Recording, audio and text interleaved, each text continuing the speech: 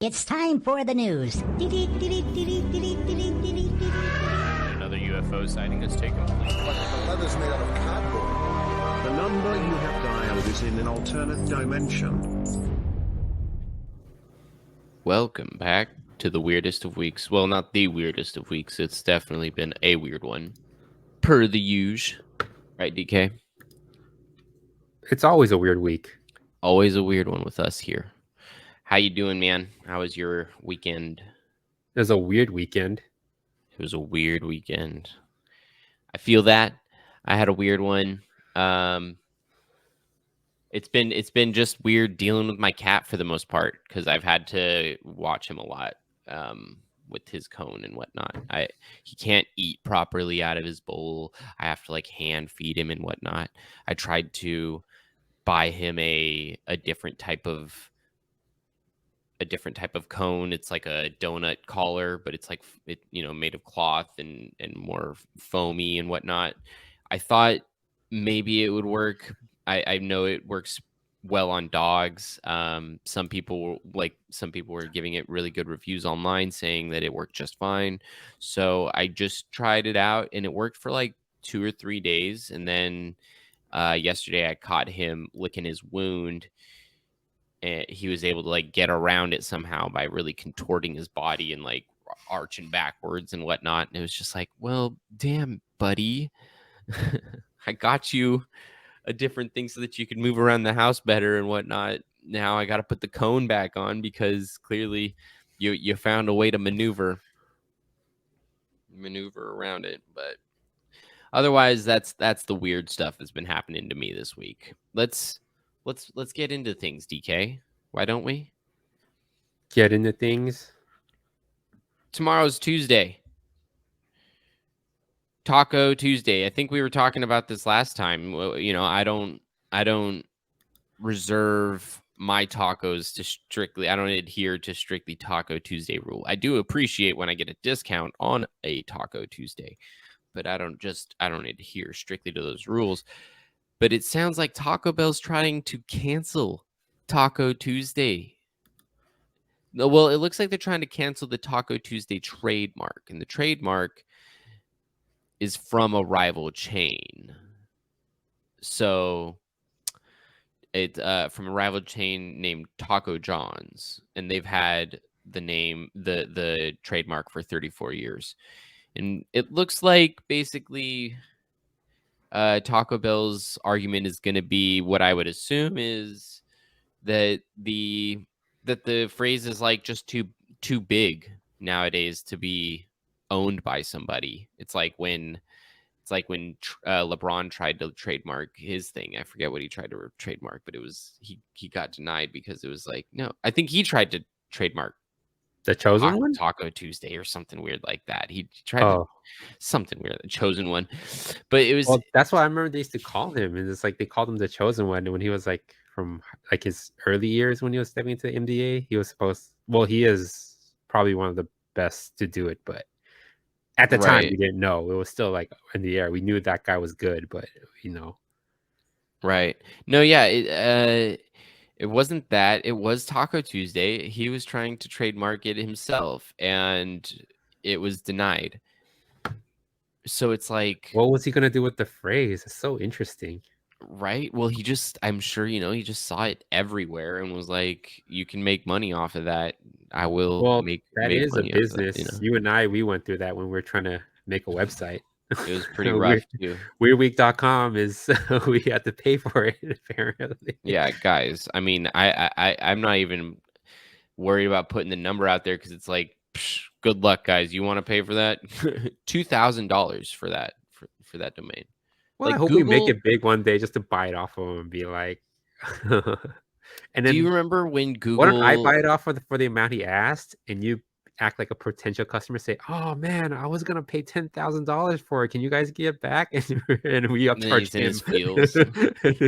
He pays. It's like that SpongeBob episode. Did you watch much SpongeBob growing up? Yeah, like Yeah. bits and parts of it. I was a mature adult. I was 57 when that came out. Do you remember the episode with the hat? It was like a soda drink hat or something like that. I believe so. Like SpongeBob is like I know of it. I just Yeah, kind of yeah, basically he I had missed out on a lot of no, SpongeBob. Yeah. don't worry about it. But basically, he had like a soda drink hat that he bought from like Mr. Krabs at a garage sale, and Mr. Krabs sold it to him for like $5 and was like, got him, because he didn't want that soda drinking hat. Mhm. And SpongeBob's just doing his thing, drinking soda out of his hat or whatever. And then some people come up to him and they're like, "Is that a rare soda drinking hat? I've never seen one of these in over 30 years. I'll pay you $1 million," or something like that, right? And Yeah. Mr. Krabs overhears this and he's like, "What's going on?" Like, or no, what happens is they offer the money to Mr. Krabs, and Mr. Krabs is like, "No, I just sold that." And they're like, "Oh, well, I was gonna offer you like $1 bajillion." And Mr. Krabs is like, "SpongeBob," and he goes to try to get it back from SpongeBob. Yeah. He's all about his money. Mhm. That reminds me of whatever you were just talking about. A domain name. We're talking about our domain. Our domain. The Our domain. domain name. Domain name. What should rightfully be ours? Oh yeah, the weird week one. Yeah, that's exactly like what that would be like. Is like he would come running back trying to get the domain name back and then try to sell it for even more money. But no, well, that also reminds me of the time that Google had it lost their domain name. Like I think it was just they weren't like keeping track of the fact that their domain name was going to expire or something like that. And Oh and man, this if I random bought dude, google.com, it's like, you guys are pretty rich. this random Pay dude up. jumped on it for like $12 or something like that. And $12. He probably sold yeah, it for like hundreds of thousands of dollars. no, and that's the thing, right? That's where I'm like, it reminds me of this because it's kind of like, well, what the hell? Google only paid the guy like $6,000, like 6 or 7 grand. And I'm like, okay, so Weird Week is worth $2,000, but Google's worth only 7. Like our domain name should not be $2,000 if Google's is only worth $7,000. Like, I mean, come but on. still, it's a great profit. It is, A I $12 mean, investment, the ROI on that is just oh yeah. No, I mean you can't imagine seeing that kind of a return. I feel you. Let's jump into the next one because we were just talking about that franchise, that fast food franchise Taco Bell.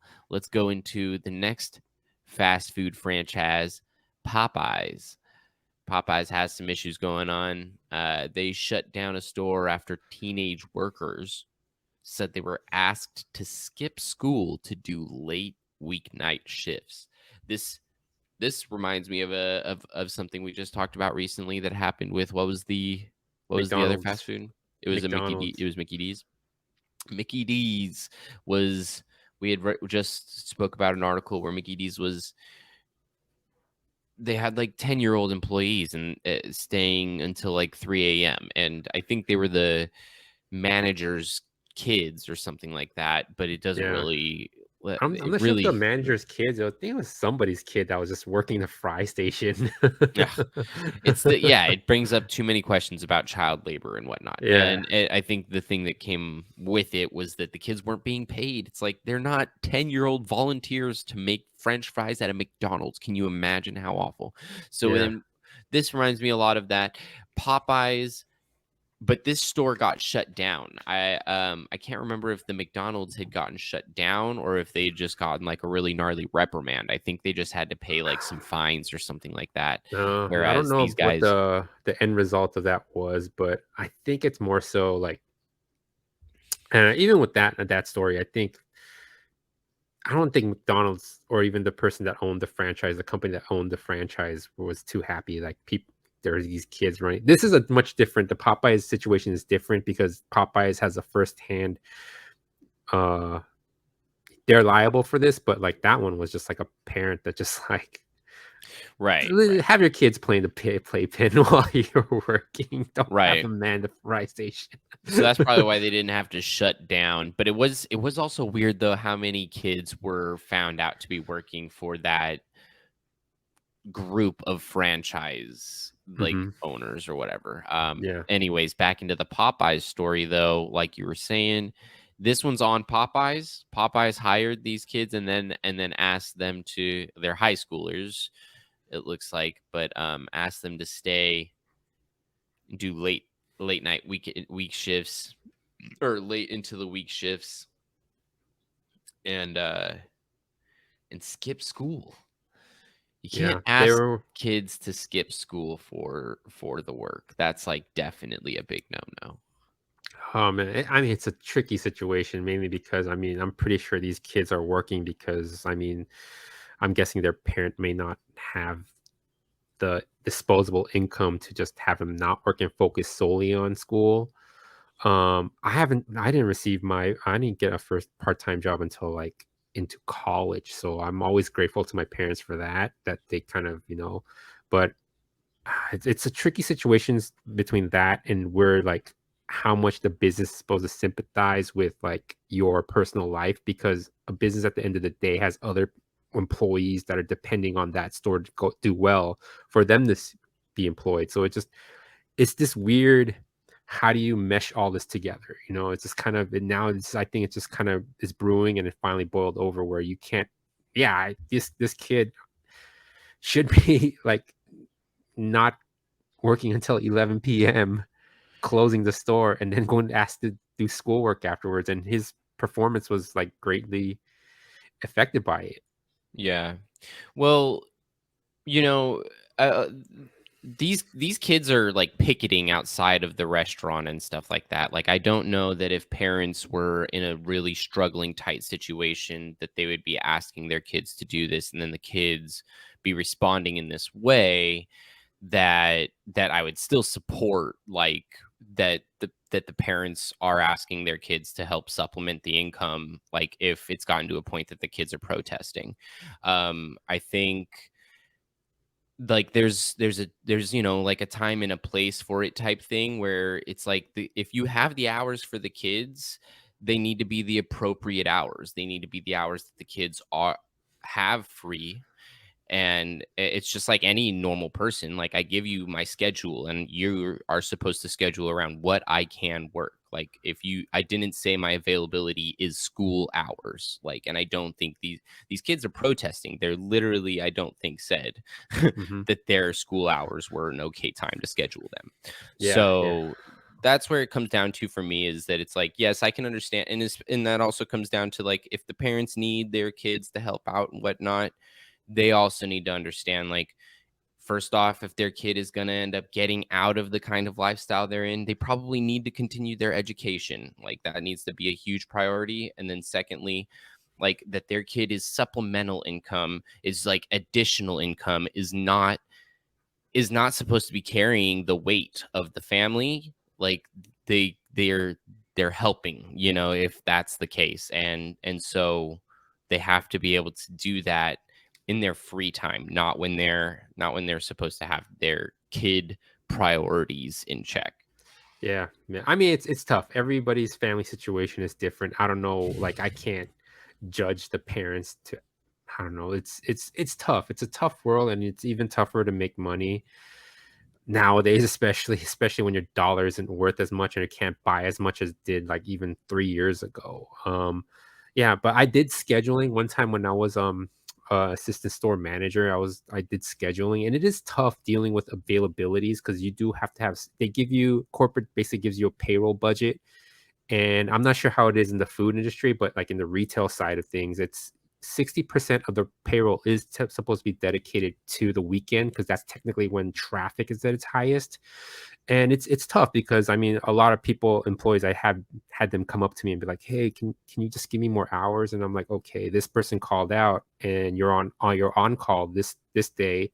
You mind staying the extra 4 hours?" And they're just like, "No, I can't." And I'm just like, I gotta ask you to work with me here, because I'm like, I can't. You only give me a certain amount of hours to work with, and I have to fit things and have the store functional. It has to work with workers here, and it's a trick. It's a tough situation. Yeah, I'm Yeah, not, no, like I it's said, I it's don't tough think from a lot of kids. angles, but Yeah, it's tough from a lot of angles. I'm definitely like, if you can, I think high school and younger kids should just enjoy life and just focus on school and activities, like I mean, that's a luxury, and that's something to be very grateful for. But man, I know it's just, I don't know. Even the scheduling person should have been like, "Yeah, you have school. Be a little sympathetic a little bit," because I was, and just like, don't have a kid, like have them leave an hour early. Because usually, I'm not like I said, I don't know. I'm not sure what it's like in the restaurant business, like because you have to clean a lot more things. But like in retail, it's just like it's gonna be it. You can only make the store look so nice so much. So it's like as long as we care to take care of the basics, let's just leave. So we can close the store in like 30 minutes tops. Right. Yeah. Yeah, that's exactly where I'm coming from. Mhm. I think, it's like also partly in response to the fact that people I think unemployment is at a pretty high rate at this point in time, and people are just kind of like refusing to go back to the workforce. And I Actually, think I that thought it was really decent now. I think that's the thing that's like confusing me about all these economists saying the recession's like GDP is like it's steady and job, although there's like a ton of tech layoffs apparently, but I heard that the job market is pretty stable. okay, Yeah. well, I could be I could be wrong, but at the end of the Mhm. day, I think if the kids are protesting and it's gotten to that kind of a point that I really I don't know. I mean, you shouldn't be putting your company needs and things like that ahead of what they need. And I can understand them wanting to protest or look for another job or whatever it may be. They should be looking for another job or something if they just feel unhappy. But I think it really like, yeah, that also comes down to another thing with just like how these companies are being run. Like, yes, the managers have to try to like work with their employees and the employees have to work with their managers and whatnot, but it's like the managers are being kind of screwed by corporations because corporations are saying they only have this much money to work with and whatnot, when that they definitely should have more money to work with, kind of a thing. Yeah, like I said, I don't know the financial budget for Popeyes, so I can't say like what their payroll budget is. But I mean, they're definitely like as far as like I can only, like I said, I don't know about the food services, but I can only speak with like retail because I've been working with them, and they are pretty generous when it comes to like the holiday time when you just have hours and hours of payroll to give. So you're just handing them off, just be like, hey, come Tuesday with this, Right. and yeah. So I don't know. Like I said, they probably have a budget that they have to work with to keep operations and overhead costs like paid for and people employed, but Yeah.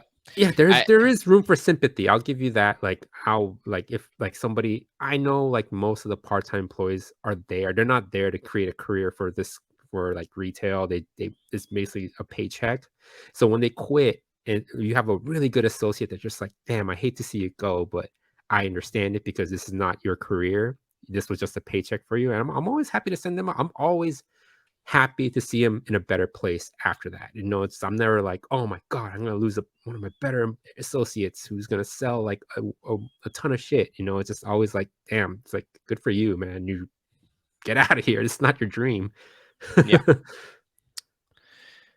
I feel for them. I hope they get what they deserve, which is Hmm. just like the appropriate hours and Yeah, compensation for those hours. yeah. But at the end of the Um, day, give me my spicy chicken sandwich. I don't care if it's a school day. I heard those spicy chicken sandwiches are great, and people have said They nothing are but good pretty good. things about I them. didn't Really, When they first came out, you heard of all that outrage about them. Like they just couldn't keep them like in stock or whatever. Like right? they're always running out of them, and just Murders and it's shit. really Yeah, good. But I didn't know it's like, yeah, I didn't think it was like kill somebody good. it definitely. I don't think was that as far as, or it shouldn't have been like you said. But I do watch certain online like YouTube personalities who like to Hmm. do taste test comparisons of things. And I'm pretty sure I watched one where they did like all the fast food chains, different spicy chicken sandwiches, and Mhm. Popeyes definitely won by Yeah, like a long it's shot. really good. Yeah. I can So probably like go for maybe one after compared this. to other like fast food dealios, it's Mhm. probably like way better than most. I think, if you go to a specialty kind of like cool chicken place, you're probably going to get a better chicken sandwich, But you don't have a underage worker serving you the chicken sandwich. Makes it taste extra spicy. right. Extra spicy, especially with them picketing outside the front. Oh, so spicy. While we're on the topic of kids getting the short end of the stick, we have a professor here who flunked all his students after ChatGPT falsely claimed that it wrote all their papers. Yep. It's apparently like this professor, he didn't know how to use ChatGPT. He forget, let me pull up his name real quick. It's something Moon or Dud, which is he is a dud. Just kidding. No, but apparently like he took all the papers and he wanted to see who Dr. Mum is his name. Uh-huh. Dr. Mum. He's the Texas A&M University professor, and he basically put into ChatGPT, did my students, I don't know, it's something that he copy and pasted their paper and said, did they use you Use you to write to it. use to write this paper? And apparently ChatGPT can't differentiate original content and what ChatGPT made up, so it just blurted out that it did. And then apparently he just according to the stories, one student didn't even know what ChatGPT was. One student doesn't even have a account, and just they flunked the whole class, and they were denied apparently a diploma because they're all seniors. I don't know if you're denied a diploma and you're petitioning to graduate, you need to pass that class to finally graduate, and I guess the fail forbade them to do so. Well, that's crazy because he's like a professor. He's a Texas A&M professor, so they're not just like missing out on a diploma; they're missing out on like a degree. Yeah, It's not very cool. Yes, like yeah, ChatGPT, it feels like it's being abused nowadays, and I'm sure some of the students did use ChatGPT because like there's no way people are not using it right now on papers, like they have to be. But there's got to be like a limitation. You can't just like flunk your entire class because of something like that. That's just like, I don't know. To me, that's poor leadership. That's poor, like, being the guy in charge of these people's like futures. yeah. It's like he didn't even know how to use it properly, and therefore, like, Right. yeah, it just took. He just. I mean, granted, like plagiarism is a big thing in school, and you shouldn't do it, or especially if you're going to take an excerpt or like a from somebody else's work, you should always like acknowledge it. Hmm. But Well, it's, I don't like, know, it's tough. It's like, I don't know. It was the right idea, but poor execution. right, because it's Yeah. like, who the hell asks the Chat GPT if they wrote it? Like, who really thinks that that's the way to go about finding out if that's how like, it doesn't make it that to me, it doesn't make any sense. Like, you Hmm. can't. How can you trust the AI so wholeheartedly to just be like, did you write this? And they're just like, yes, and you're like, okay, they did. Like, where's Yeah. your head at to be like so like to thinking, I don't know, that I'm very confused at where his head was at with that, and like Yeah. why he thought asking Chat GPT would have been the way to get the appropriate answer Well, for the in fairness questions to he him, he had. probably doesn't know like how ChatGPT. He never probably used it. He just hears all this articles about AI. I don't think he's an IT or computer science professor. So he's not part of the computer science Right. department. So yeah, he does. He's not. It's not his expertise to Right. know how to use this. So I'm not going to blame him for that. But it's just, No, I am, because I'm it's pretty like sure. you should, if you don't have any expertise on that at all, and then you're gonna put these kids like degrees on the line, like Mhm. you should research it. You should go out of your way to talk to somebody that knows about this stuff. You should Yeah. not just flunk your entire class because you typed into a chat bot. Like, that's all I'm saying is like, I do put that on you in that way that it's like, yeah, you don't know the technology, so why would you assume that you can like put all these kids like degrees on the line over something you don't understand. Like try to understand it first and then do something about it. You know what I mean? Like I put it on him in that way where it's like he didn't know anything about it and then he like put all their futures on the line because of it. That's Yeah. unfortunate. I wonder if he graded on a curve. If everybody fails, like Oh my technically God. everybody gets an A. Right. The chat GPT curve. It's all F's. That's the chat GPT curve. But You're if all it's on a screwed. curve, everybody technically gets an A. So we all passed with flying colors. Right. Right.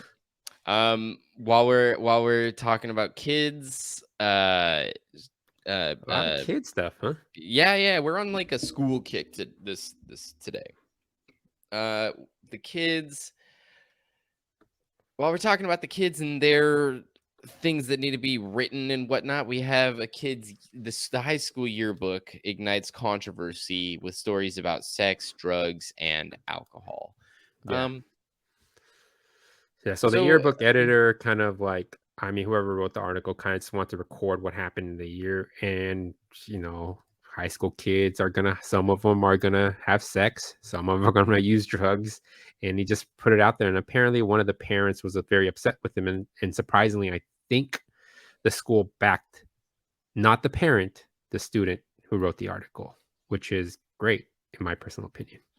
yeah, that's it shows that we're kind of like in a Not great different that kids place are in having sex and drugs and stuff like that. I'm just saying it's great that like, yeah, like if like Americans pride themselves of freedom of the press, freedom of speech, then like this is part of that, like right. if Don't a strip kid, that from yeah, somebody trying to express that, especially somebody in like high school, somebody in their educational developmental kind of years, to not take that away from them. I think you're pretty accurate in saying, let the people speak. And I had interesting experience with the yearbook at my school. Our yearbook would win like yearbook of the year and stuff like that at different times, and it was the size of like a textbook. It was very very big yearbook, and it, yearbook of the year. Like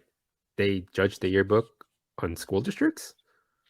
it, I don't know who gave the award, but it was like high school yearbook of the year. I don't know if it was like California wide, nationwide, or what. Hmm. But I know that they would win those kinds of awards, and it was very like thorough yearbook that would go through like very deep, in-depth stories. Like I wouldn't have been surprised if Redondo's yearbook would have been the first one to run something like this.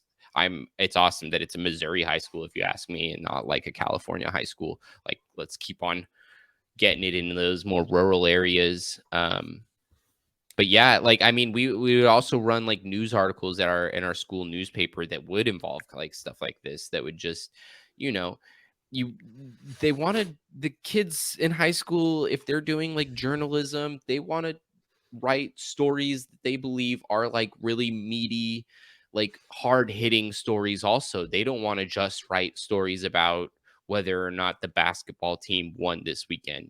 They want to hit hard, hit at home. But And I can but just did the basketball team win this weekend? I can't figure that out unless I have to skim through all these articles of sex and drugs. Come on, I want to know if the high school team won or not. the high school team was atrocious this past weekend. The high school team. No, This but is it's the also hard hitting. yeah, but it's also an interesting thing too because I mean most high school kids know these things exist. I mean they know of drugs, they know of sex. I mean it's just Right. to shield them from that is just I think it's you're not doing them any favors. I Right. think that if like I've always been said this about parenting, it's just like if your kids don't learn it from you, which is practically first where they should learn it from, they should learn it the Hmm. proper way, like especially sex and stuff like that. They're gonna try to figure it out from other places, and how they teach it with how they learn about it from those other places is not gonna be how you agree on Right. how it should have been taught. So it's best that you just kind of come forward and be like, okay, you're at a mature age, or like even when you're developed enough, when your parents feel like, okay, he's mature enough to take these subjects and be like, this is what this is about. and just let the kid know that he's gonna figure it out some way. I mean, Yeah. it's if you know about it, it's likely the kid knows about it, or he's going to know about it, and you probably want him Mhm. to learn the proper way first before he learns Right. it from like somewhere else. Especially if he's your kid. Yeah. I don't know how else to put it sometimes where like I think sometimes, and not to like say like this is a bad parenting thing or anything like that, but just Oh that no, parents not at all. sometimes Yeah. don't understand Yeah. maybe that like how much what they say and do does influence the way that their kids will like grow up and like perceive things themselves, Hmm. my dad used to try to tell me how like I should think about certain things, but then when I'd observe his way of thinking about certain things, like it was basically the polar opposite. And it's like he's trying to teach me a way because he doesn't want it to be exactly the way he does it because he doesn't like the way he does it, but he doesn't like show it in the right way or teach it in the right way because he's not like leading by example. And Hmm. all of a sudden like now I am just processing like he's processing, not like he's telling me to Yeah. process. Monkey see, monkey do, not Yeah. monkey hear, monkey do. Yeah. Well, I mean, you also bring up a great point because most good parenting doesn't mean they're great teachers. They just tell you stuff like maybe like let's say if I become a parent, there's like a lot of things mistakes I made in my life. There's nothing that comes to mind right now, but like there's maybe how I did something when I was my kid's age. I don't want him to follow the same path. So like I just tell him. So as it's important that you at least lay the template out and they kind of fill it in from proper places because they'll try to fit the pieces together. That's all I'm saying. It's just like not every parent is not my parents weren't the greatest. I didn't get the greatest sex education from my parents. I mean, it was like they didn't even speak about it, and I start learning it from somewhere else, and Yeah. probably that's the best place I learned it from. Yeah. Um, Parents need to just trust that their kids are gonna be be like them, so they need to like play into that and not against it, at least in my eyes. I don't know, and that's like a personal opinion thing. I could be wrong. I just think that for the most part the apple doesn't fall far from the tree. Yeah, You know what I yeah, mean? yeah. But I mean, that's all. Like reading of the press, reading of speech. Let's go. Let's all go. It's been another fun weird one, guys. We got to get out of here. It's just craziness all the time. Thanks for having us. Thanks for tuning in. Like, subscribe, tell your friends, your family, and don't forget to go to the website weirdweek.fyi.